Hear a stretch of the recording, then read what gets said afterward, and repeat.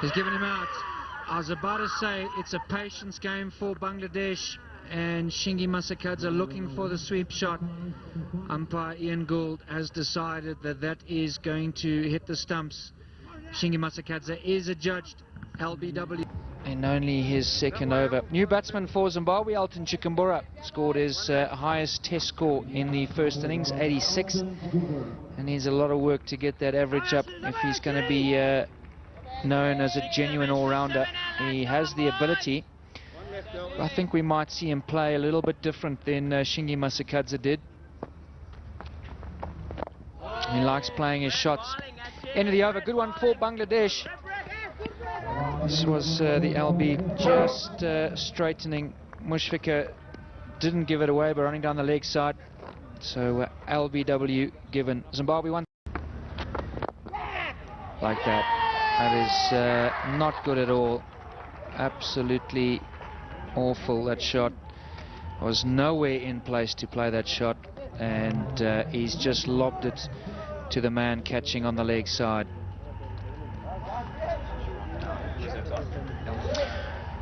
Well, that's the end of Alton Chikumbura playing a very tame shot, just coming down the wicket and gently lobbing it away on the leg side to the fielder. Takes the simplest of catches.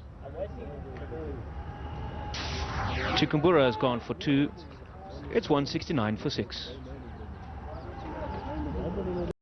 Slip, silly point, short leg, all in there. So that one's flighted, and umpire Hill says not out. Hits him on the full, but was it missing leg stump? Yeah, missing the full toss, but I'll tell you what, that hit him on the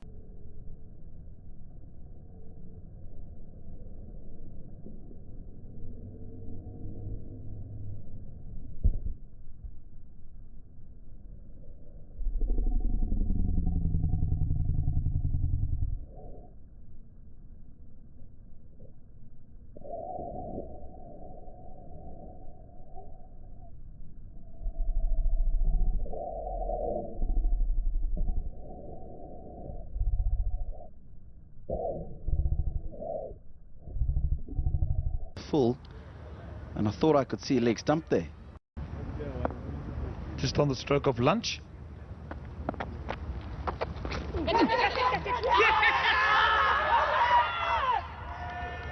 Oh, this is what happens. Now we'll have to see, did this come from the bat? The Bangladeshi players are looking disappointed. And again at the hill where Tony Hill is standing. Oh, that looks close. I'd like to see a closer look at this if we can see it in slow-mo. Did that come off the glove? Jeremy, he took his right hand off the bat, but it looked like it hit his left hand after it had bounced and went up off the glove. Oh.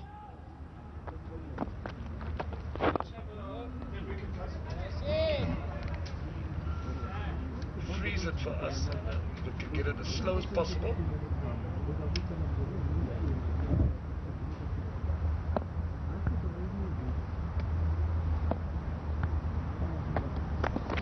Oh, very difficult to tell from there.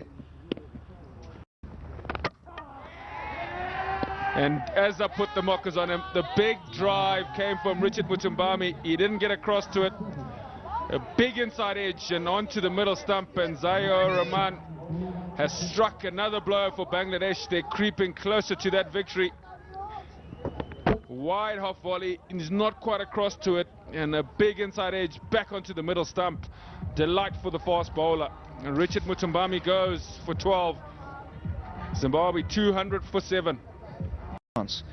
One good thing that Zayo Rahman does do is he's pretty accurate in the sense that he will make Creamer play, and all he's waiting for is a little bit of movement like that. And Nasser Hussain takes a good catch.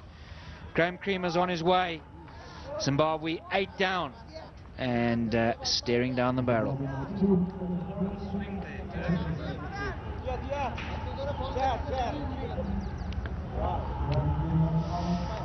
Dirk, you had mentioned swing. There's a little bit there, drawing Graham Creamer into the shot. A good catch at first slip. Bangladesh now not far away. 2 more wickets. Graham Creamer gone for 3. Zimbabwe 214 for 8. Bangladesh coach there, waiting for that last wicket to fall.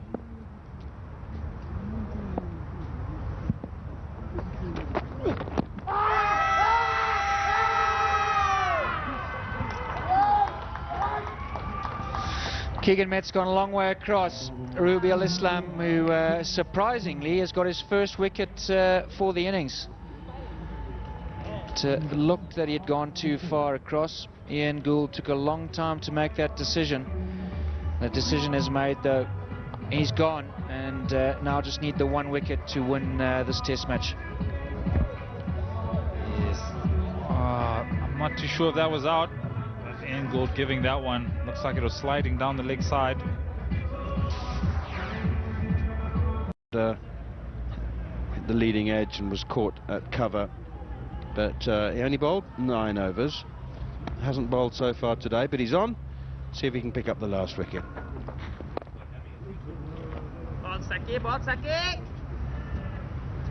Could see the reverse sweep coming in to effect now. Good sack. This is actually a good plan by the Bangladeshi captain. Try and get Hamilton to play as many shots as he can.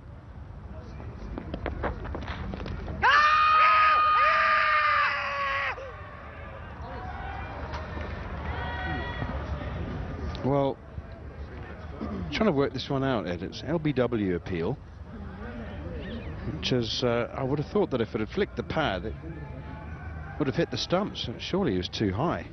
I think that's a bit too high. It's actually bounced over the stumps.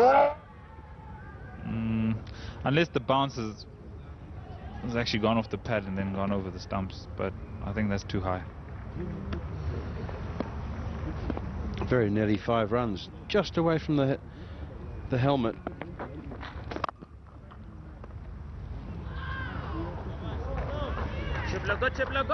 Actually, not only has Robbie led the attack with the new ball and taken a 5-wicket haul in both test matches, but he's actually a seriously good fielder. And he's in action positions as well. There's no hiding him. He's out there at extra cover at the moment. Decides to take the single off the 4th ball. So far, Kyle Jarvis, I don't think, has had to face more than 2 balls in an over.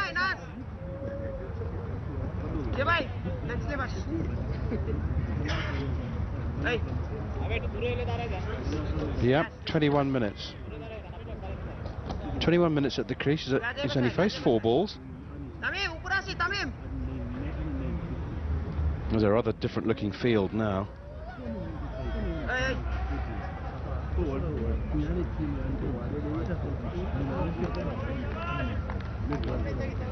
That is an attacking field. Slip in a gully and a silly point and a leg slip and a short leg and a short cover. And Kyle Jarvis try and scatter them. No. Ironic applause from actually a crowd that has swelled considerably after lunch. Shot. You called it, Ed Rainsford. You called it. I did. He likes playing that shot, running down, hitting it over, long off. Deliveries to face Shakib Al Hasan, and I wonder if the field is going to go as aggressive and as attacking as it was in the previous Shakib Al Hasan over. 2 slips, and we have a short leg and a silly point. We'll tell you that it's a pretty... So the leg slip that was there has gone, or is at square leg in this over. So it's even so, it's a pretty crowded field, infield.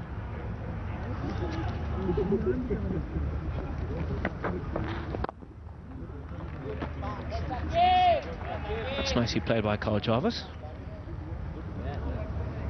And I guess all of this is academical side, but for people such as Kyle Jarvis, the more time they spend out in the middle,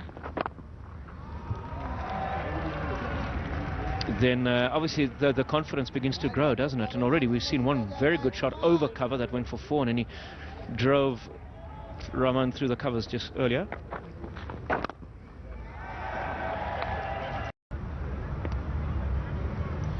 Hamilton obviously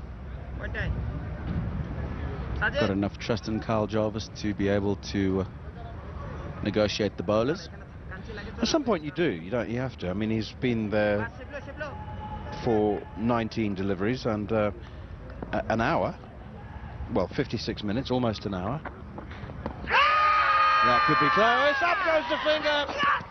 Bangladesh have won the test match by 143 runs, and Shakib Al Hasan, the man to take the final wicket. Bangladesh rejoice. They've squared the series. Zimbabwe all out for 257. Always seemed likely that Shakib Al Hasan would have too much for the last man, Kyle Jarvis, and he finishes with 3 for 52. And I must say, wonderful sportsmanship and decorum out in the middle as the players shake hands and celebrate, and the captain, I'm glad to say, has got a souvenir stump. It's just the 4th test match victory for Bangladesh, and they've been really good value for it. Well, Neil, a really well-deserved victory by the Bangladeshis. You can see Shakib Al Hasan and Robbie all there having a good time, enjoying the victory. The captain, who was just in picture there, has had a fantastic test match. He's kept the middle order together. He's got the bowlers working well together, and a couple of half centuries for him, 7 runs short of 100 in the second innings. A very, very well-deserved victory by Bangladesh. 2-match series tied at 1 match apiece. The next step for Zimbabwe is to get back to playing 3-match series, because I must say the prospect of a decider would be, if not mouth-watering, certainly extremely intriguing. Umpires Tony Hill and Ian Gould have had their ups and downs in this match, but glad to say that if there were mistakes, it hasn't affected a well-deserved victory for the tourists. They have outplayed Zimbabwe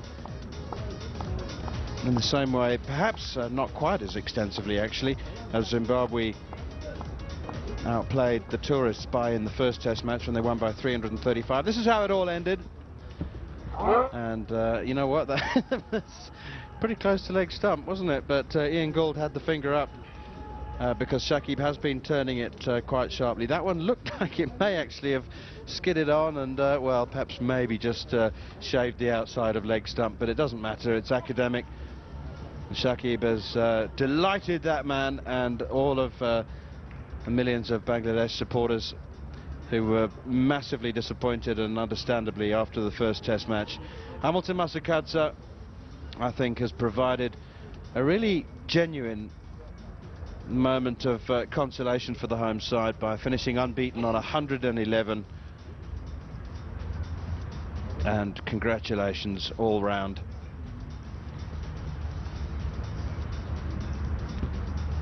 Bangladesh win by 143. Another consolation perhaps, Tina Moyo, is the fact that they survived 95.5 overs, Zimbabwe. No cheap collapse. Yeah, we spoke about it yesterday. I gave them 120 to 130 overs. A couple of, I would call, soft dismissals in the innings. But like I said earlier, due credit to Bangladesh. They've really outplayed Zimbabwe in the second test match. They've lifted themselves after the first loss, and they've shown some good character. Going down to Bulawayo in a couple of days' time for the first one-day game on Friday. It's going to be interesting because they're on top of their game. Hamilton Masakadza featuring in 9 of the 10 partnerships, coming in at number 3 and remaining unbeaten until the end, and 38 for the last wicket with Kyle Jarvis. A lot of partnerships got going, but nobody really went on. Zia Rahman, 4 for 63, the standout performer. For once, Robiul Islam maybe not getting the rewards that his efforts deserve, but he still finishes the series with 15 wickets in 2 test matches. That's outstanding from him. Very impressive indeed.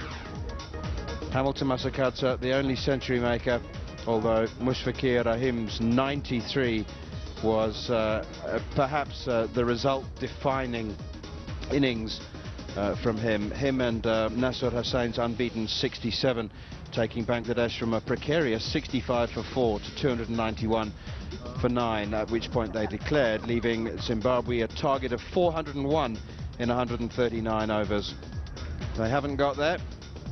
They've been bowled out for 257, Bangladesh winning by 143 runs to tie this Teletalk 3G Test Series at a match apiece. Right, we'll take a short break, and when we come back, we'll have the presentation with the captains and the man of the match.